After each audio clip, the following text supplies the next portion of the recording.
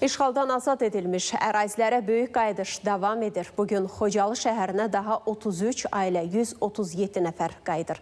Bununla da bugünkü qayıdış nəzərə alınmaqla Xocalı şəhərinə 342 nəfərdən ibarət 85 ailə köçürülüb. Qeyd edək ki, köçürülən ailələr Respublikanın müxtəlif yerlərində əsasən yataqxana, sanatoriya və inzibati binalarda müvəqqəti məskunlaşmış ailələr də hazırda Qarabağda və Şərqi Zəngəzurda. Ora köçürülən keçmiş məcburi köçkünlərlə yanaşı bu bölgədə aparılan layihələrin icrasında, həmçinin digər işlərdə çalışanlarla ümumilikdə 40 mindən çox insan yaşayır.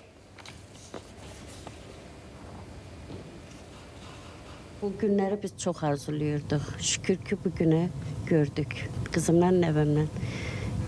Xocalıdan çıxanda qızımın 3 yaşı olubdu. Fəxirli bir şey dəqiqətən ki, yəni görmədiyim yerləri görəcəm, baxacam, görəcəm. Nə iş görmək istəyirsin, misal, bundan sonra? Oxumaq birinci, orada Qarabağ Universiteti var, ingilis dili müəlliməli. Qarabağ Universitetində oxumaq istəyirəm, IT sahəsi üzrə. İnşallah gələcək planımı yavaş-yavaş quracam özüm. Şükür bu günə ki, mən Xocalıya qayıdırıq. Allah prezidentimizin canını sağ eləsin, Allah şəhidlərə rəhmət eləsin, qazilərimizin canı sağ olsun.